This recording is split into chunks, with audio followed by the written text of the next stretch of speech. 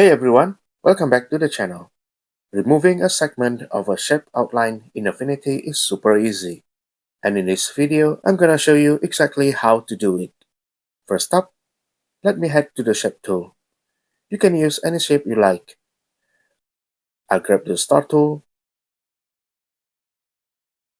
and draw it right here on the canvas. Let me move it to the center. Set the color of the outline or stroke. Increase the stroke width and remove the fill color. Next, I'll hover over the shape, right-click on it, and select Convert to Curves. This allows us to edit the nodes and the outline of the shape. Now if I select this node and this one right here and press delete, they'll be removed, but the line will rejoin and close itself. Now if that's what you're after, you're all set. But what if I want to remove just one segment and keep everything else intact?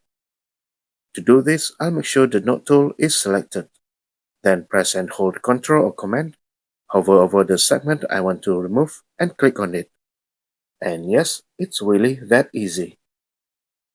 And that's all there is to it. I hope this helps. Don't forget to subscribe for more tutorials. Thanks so much for watching. Take care and bye.